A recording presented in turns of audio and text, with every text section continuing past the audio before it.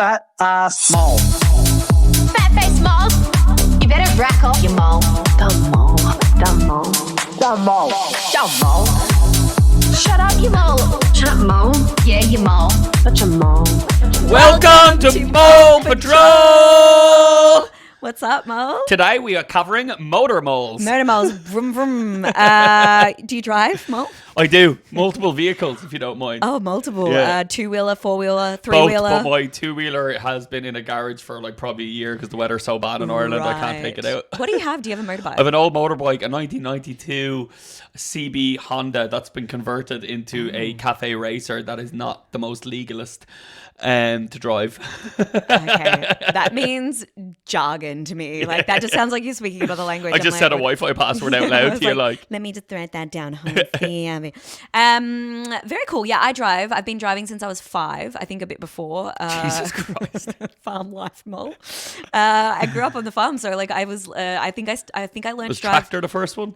Usually No, is, we have like an old bomb car on the farm always. So like we'd have names for it. Like our first one was like, I think it was like a 1970s bright green, like a Kermit green, and we called it Kermit. Once it starts running out the clock, you basically you can't you can't get it roadworthy again or like whatever. So you just go like now we have another one. We have like a little ute that's now my nephew's and he's 7 and he drives it around the farm. No way. Yeah, it's pretty cool. It's a great life skill for kids to learn from a young age. Yeah, so like I think I remember the first driving like on Dad's lap, just like steering the car when I was like probably 3.5 or 4. Wow. And then I started learning to drive, and then Dad taught me how to drive the tractor, and then the big truck, and then But I can't drive I can't drive a motorbike. Yeah, I grew up on motorbikes, and do you know, it's a life skill that really stuck to me. I think everyone, they should teach people how to just cook some basic stuff and drive a car. That's the stuff that should be taught in school. And taxes. Taxes. Yeah. Taxes, learn how to drive, and some basic cooking skills. Make yourself a spag ball, Mal. Yeah, well, oh God. I remember, this is a funny story. I remember in primary school we had this, which I still loved it. It was one of my favorite things that we ever did. But we had when I was in grade 6 or something, we had a great grade 5, 6 cook off. And so what we did is like the whole week, like everyone got to come in and cook for the class and do that. And like everyone was doing different things. Like I can't even remember what I cooked. Oh, I cooked like an ice cream cake and like some, I don't know, fucking something low key. Something low key. Like ice just made a baked Alaska. No big deal, guys. Just no big deal. And then I remember this one kid came in and he took out a frozen pizza from the box and just put it in the oven. What a legend. What a legend. That was so great. My mother used to own a delicatessen back in the like late 80s, early 90s. And this is like obviously back in the day. I had a bake sale. So my mother gave me like apple tarts. She gave me like some really good stuff for the bake sale. Right, yeah. And like it was a bakery. So it was primo. Yeah. So anyway, my teacher comes in and goes, who brought this in? And I was like, oh my God, I'm going to get into trouble for bringing in it's too good. Yeah. My mother had been doing the wages. And she had put like a couple of grand in cash that was in like a brown envelope, and it had somehow like gone in with like the stuff. So they found this like wedge of cash, like she's like El Chapo or something like that. And then my mother had to come in and get it. But like, yeah, it was like, they're like give Danny better grades. Yeah. It looks like some kind of like bribe. But yeah, I remember just going, well, it was like a big wedge of cash. Like, wow, is that insane? That's crazy. Yeah. But yeah, I think life skills like motor. I think I'm a really good driver. I've been to carry you. Yeah. I remember you were driving in Melbourne. You had a little Mazda. Oh yeah, little Mazda too. I miss that car so much. Yeah, that was the first brand new car I ever bought. I worked my ass off and bought a car, and because in Australia, like that's what you kind of need. And but I love driving. I think, and I remember one of my exes was like, he used to tell me like he never used to like me driving because he's like, you're a bad driver, and I was like, I'll give you 2 guesses which ex it was. Yeah. Right, but he always used to be like, he would never let me drive like whenever we hired a car or whatever like that, and so I like got really like couldn't handle the emasculation. I think so. Yeah. I think that was that's like small dick energy. Yeah, but I fucking I love. Have you ever been behind a jet ski? Danny? Yeah.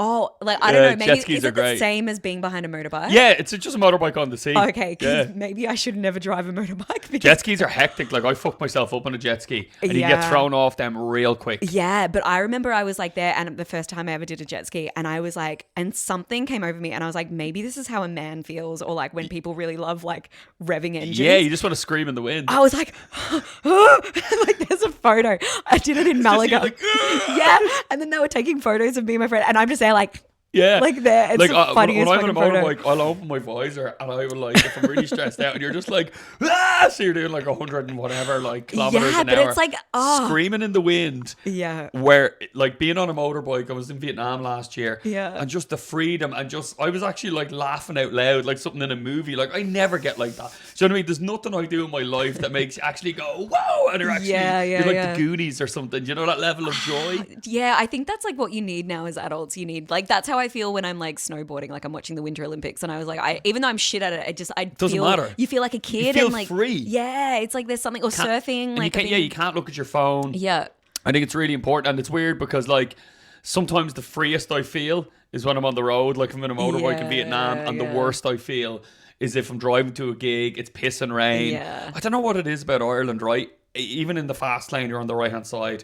Like say you're doing the speed limit. Yeah. There's always going to be an Audi or a BMW that will just drive up your arse and aggress, and they're just like, whoa, and they can't go anywhere. Like they see that there's a car in front of you. I can't go any faster. Then you move in, and then they're like, it's so pointless. And they drive past you, and then they look at you like, and then you're behind them, and now it's like, well, brilliant. Now you're they drive me.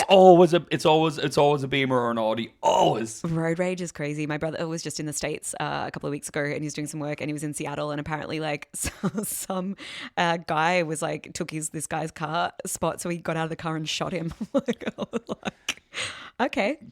Chill out, mate. I know, but I think like that's whenever someone's behind me and I'm driving, like I get like, I think like generally I'm not an angry person. Like everyone, like I don't get angry. I'm not like, I'm very collected most of the time. But road rage, Danny, like when I'm in a car, I turn into like a demon. And even my boyfriend last time, like when we were home over Christmas, I was driving a lot. And because like it's my mum's car and I don't want to let anyone else drive. Subaru, like. Yeah, I'm like, no, babe, you can't drive. It's my car, like because of the insurance. Like I got really like nervous, right? So like I'm like there, and I turn into it. Like I'm like, you fucking cunt, move out of the fuck. Like what is it about crushing cans of UDL off your head? Get out of the way, you fucking and I'm like, smoking. And I'm like, what are you fucking doing? What do you think you're doing, cunt? Huh? What do you think? And I just get so like bogan. It's like this character comes out of me. You. Yeah, it's in genetic. me. I know, right? And my boyfriend's just sitting there being like, "Who are you?" Like, I've had a good few near death experiences. I remember working on a building site in Australia. Had this really old Commodore, and it was like a 5-litre. We don't get cars that big in Ireland. You never get insured in it. Yeah, and it was a piece of shit. I think I got it for $1,000. Oh wow! And but it was like a proper boat. It was like, and it was rear wheel drive. So if it rained, it would just be like sliding all over the place. And I remember like you'd be driving home, and you just like people would just cut across lanes, no indicator out like that. I had a few near misses, and I'm like, I'm gonna die over here. Yeah, I think like driving in Australia is like, it's pretty hectic, especially like out. Do you know? I've just reminded me of something. This is Jesus, like nearly 20 years ago. What's the name of the main bridge that brings you into Melbourne? The Westgate Bridge. Yeah, that one, right? Yeah. We were on the Westgate Bridge, me and a mate of mine. And I don't know if we were working. We were definitely coming back into Melbourne. I think we might have driven from Adelaide, possibly. The worst drive in history, by the way. But anyway, we were. That's the Nullarbor Road, isn't it? Where it's no, like from no, that's further on. That's from like Adelaide to Perth. Like that's what's one that's 150 kilometers of pure straight. I think that's Adelaide. No, that's Melbourne to Adelaide. Yeah, it's just straight. It's and it messed with people's heads. Yeah, it's awful. It's awful. We were driving over Westgate Bridge. And there was a guy who was a tradie, right? And he was in like it was like probably a Volkswagen, Toyota Hilux pickup, the one that's really common, right? Yeah. And it was a proper like tradie mobile, you know, like gear in the back and everything, right? High vis vest, the whole lot. Yeah. And we're driving, and we're like, what's going on? And we saw sparks on the road in front of us, and like everyone's like doing 120 kilometers minimum, right? Yeah. We were like, it's obviously someone's exhaust, you know what I mean, dragging along the motorway. Yeah. As we get closer to it, there's a fucking petrol pump hanging out the side. So the petrol nozzle is in the side of the ute, and the thing, it's like something out of Spider-Man, is whipping off the road. So he's driven away from a fucking petrol pump, right? No. So the metal cable is how it didn't even go on fire, right? So everyone's beeping at him, and I never forget him. He's really grey beard. I think he might have been drinking or something, but he's red faced. And I remember we were all like beep beep beep beep beep beep, and then eventually like 10 cars beeping at him. He's like what? And it's like he's like, and then everyone's like,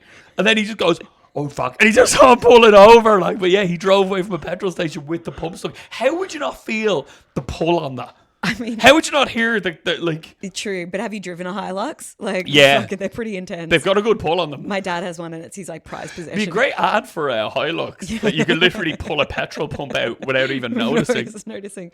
But driving in Australia is crazy. I remember like I used to do a lot of driving like to and from like Adelaide or Sydney and stuff for gigs and whatever because it was cheaper.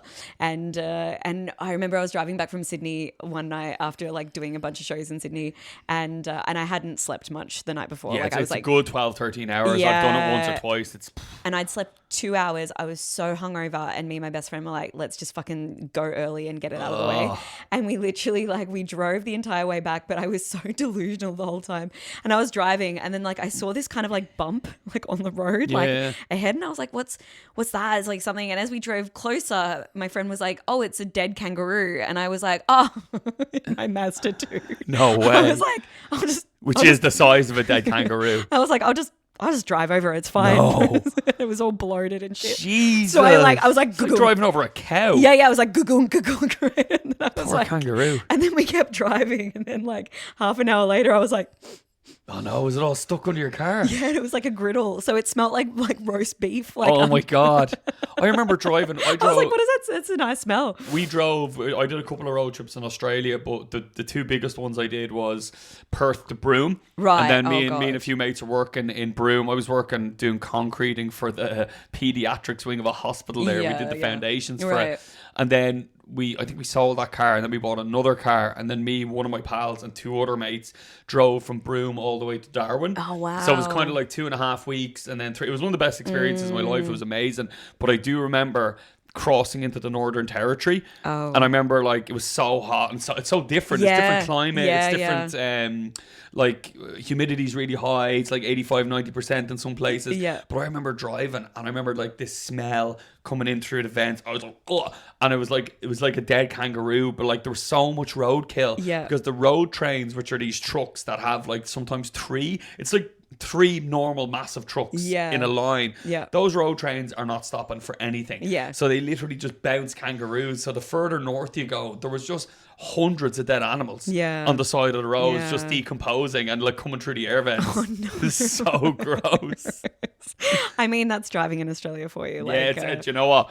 It's certainly not boring. Like I drove down from Dublin to Cork for a gig recently, and I had stuff on the next day, and I was like, I'm just gonna get down and back, but it was over 500 kilometers. But I was nearly 7 hours driving, and on the way back, I was like, windows down, slapping yourself in the face. I'm like, this is too much. And then when you're within an hour of getting home, you just want to get home. Do you know what I mean? I know that feeling because like I used to like even now if I go back to Australia, I stay at like my mum and dad's place, which is an hour away from Melbourne, and like there's just times where I'll do a gig and then come back and because when you don't drive, like I haven't driven properly for a long time, but you sort of get used to it. You build up a resistance to it, muscle memory. Yeah, muscle memory of just like driving, and you used to it. But like now, because I don't drive as much, when I get behind the driver's seat and drive for a long time, I get so tired, like exhausted. Whereas I can like fly like 2 flights in a day, like not a bother. Yeah. During the Fringe last year, my granddad passed away, and I drove to Edinburgh. So I've been driving to Edinburgh for years because the Ryanairs and stuff are just, they're soul destroying. So what I do is I load everything in my Jeep, I drive up to Belfast. I usually try and do a gig in Belfast the night before. Then I get up early, get the ferry across, and having your car in Edinburgh is a big difference. Like being able to go for a swim, being able to just go drive, meet a pal, anything. It's just having a bit of independence. Yeah, I know what you mean. Like, and I do miss that. And like, but I think like I did a lot of shows in the US, like, and I actually traveled a lot around like the south of the US, and was like doing shows and driving in between like states. So I pretty much went from like Texas and then all the way through like Louisiana, then down through Mississippi. And, like Texas is massive. Yeah, through Mississippi, Alabama, up to like Nashville, across to like Georgia, and like so it was like I did so much driving. After that, I was like, you have this dream of like I want to drive like Route 66, and then you like do it. No, and absolutely not. And then it's just like gas station coffee after gas station coffee after IHOP, like after it's just you're the so worst. unhealthy. So bad. But there was one part of the journey where I think we were doing shows I want to say it was in San Antonio, and we had to get to Houston, which I think is a 4-hour drive, if I'm not wrong. And we didn't have a car, and we needed to get an Uber, and we were like, oh, we'll just get like an Uber, it'll be fine. And of course, no one was accepting the ride. Like no one's accepting the ride. And then eventually this like guy accepted, and he came up, and we're like, hey, like we need to go to Houston. And he's like, yeah, that's okay. You're going to Houston. We're like, yeah. And like I was with my friend who's black, and and you know, we were just kind of, you know, Texas is a bit of a weird, Yeah, like, sussing it out a bit. yeah, like, sussing it out. And we're like, okay, fine. and he's probably sussing you out that you're not like Bonnie and Clyde. Yeah, and then anyway, we're like chatting. We're like, yeah, we're comics. Like we're doing shows. Like blah blah blah. And he's like, okay.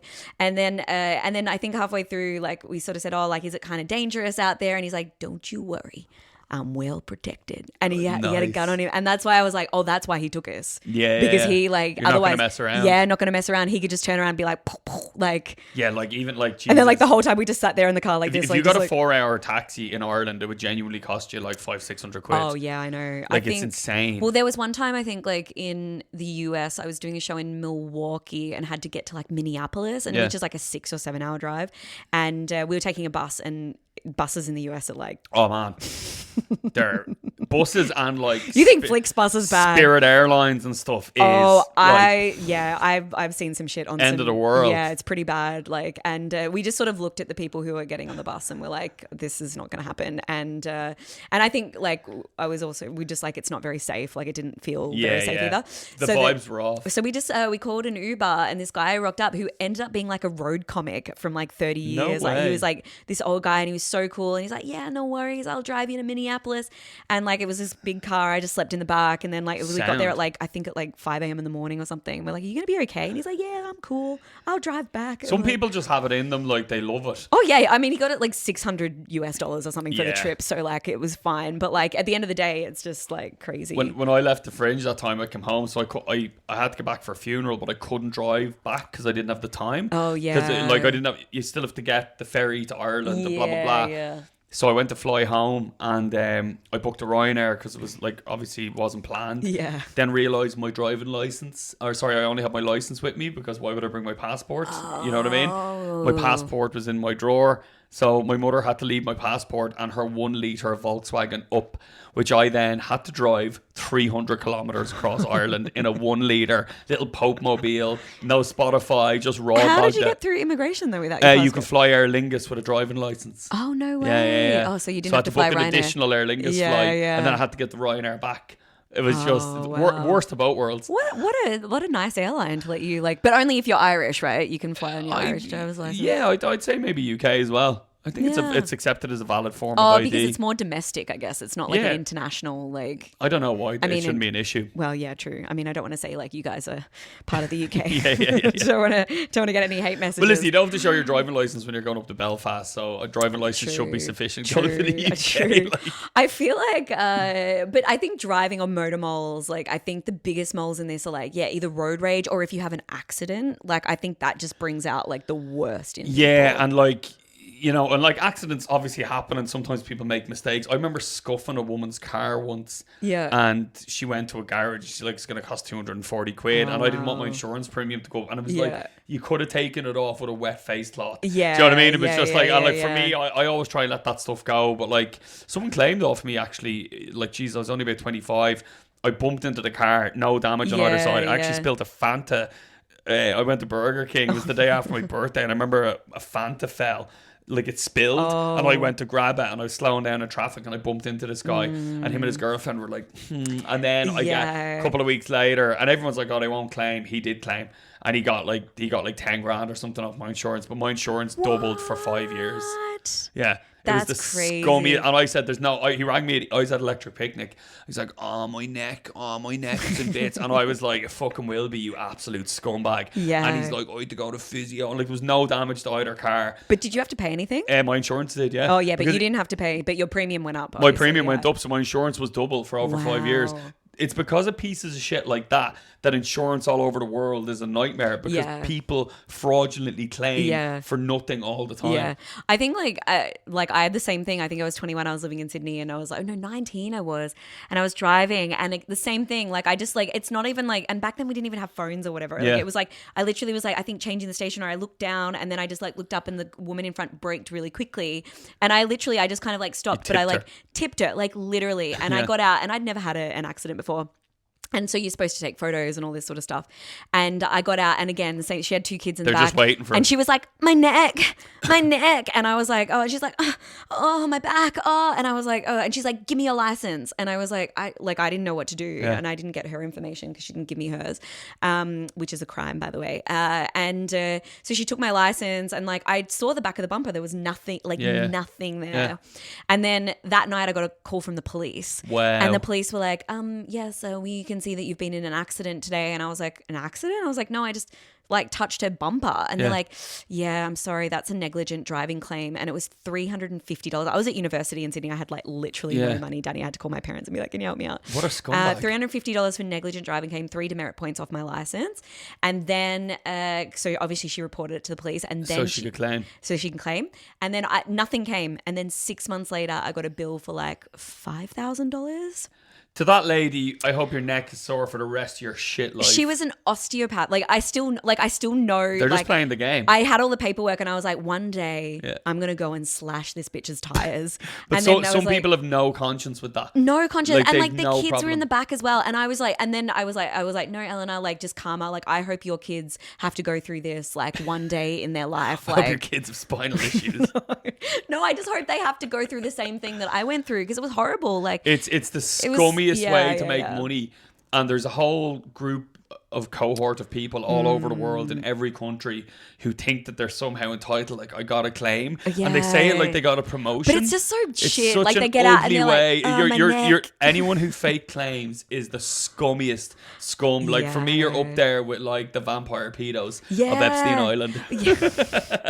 But that's why like insurance is such a like everyone needs But to it have it now. fucks But, everyone. like, They think, oh yeah, we're just getting the money off the insurance company. Yeah. It fucks everyone. Yeah, It's awful. It's chain reaction. But it's just so funny. It's like act better. You know, they get out. They're like, my neck. Oh, my yeah. neck. Like, just come on. It's insane. Like if a Dublin bus ever like had like a little thing or Oh, tip, whatever, yeah. like they'd be like, Well, that's like the trams trams. I don't know about other countries, but in Melbourne, like if even if the tram is at fault, you're at fault because you're in the way of the tram. So no matter what happens. I've nearly been clipped by a few trams in Melbourne in my time, and I was like drunk and I was backpacking there for sure. I was in Footscray, Footscray. and which is a very notorious Vietnamese kind of area. Great food. And I saw this like woman behind the car, and she was like sitting there. I think like she looked very scared to drive in Melbourne, and she was like there. And then this tram was like turning, and like she was like going straight, and she was like sitting there, and the tram just turned and took off the whole front of the car, and she was sitting there without even moving. I think she was just like stunned. She was just like, Oh, that's horrible. but she would have to pay for the damage to the tram as well. Oh man, because she's in the way of the tram. what a bummer. I remember I actually failed my driving test twice. Oh, did you? Yeah, I had to do it in Wicklow Town. Who actually, Andreas, our videographer, passed his test in Wicklow. Do you do it in Wicklow Town? Yeah, it's ridiculous, isn't it? Is it difficult? If you pass Wicklow Town, everything in Wicklow Town, it's like Edinburgh by 1,000. Like, even the downhills are uphill. Oh, really? All it is uphills everywhere. Oh, And no. So hill starts It's and one of the shit. most difficult places. If you pass your test there, you're laughing. I failed the first time, and then I was. Why did you fail? Oh, like someone went to step out and I didn't like brake in time. But like, there's so much going on, and you're on an incline for so much that you're just like, you're Trying not to roll back. Yeah, you're just. It's and in Ireland, we're one of the only countries in the world where you have to reverse around a corner. What? That's part of your driving test You in have to Ireland.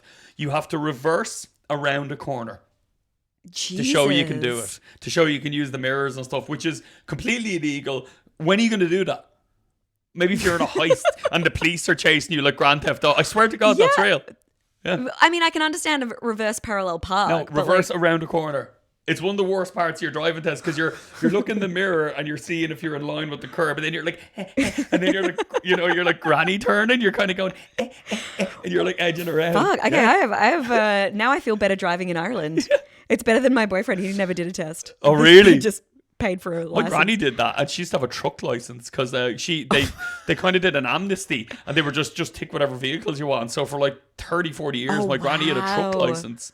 Oh, wow. Yeah. I'm pretty sure my nonna didn't really know how to drive very well. Like, she was just like, I was always a bit nervous driving with her in the car. I was like, My granny did some wild stuff with me in the car. I remember one time she was driving and she drove on like kind of like the motorway. Right. And I remember there was arrows pointing towards us. I was like 12 and I'm like, Nana, why is there arrows pointing towards us? And she just goes, oh God. And then she like cuts across. She was driving like the wrong way. And then she goes, you don't tell anyone about that. And then sometimes if we were in traffic, she would just go up on a curb, like headscarf on and everything. She would just go up on a curb and would drive around. I'm like, I'm pretty sure you can't do that. Yeah, like, yeah. I feel like driving with like old people is kind of fun. they don't care. Zero fucks There's given. zero fucks. And like they have to, and like a lot of, I don't know what it is like here, but when they get the license renewal, I don't know, like they have to, I think it's every couple of years, but in those years, like they're not driving. Oh yeah, in between, I remember failing a motorbike test in Finglas.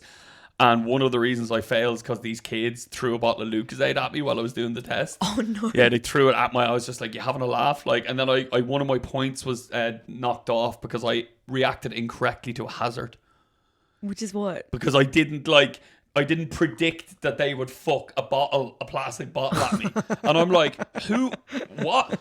Like, I'm like, what could I possibly have done there differently? Yeah.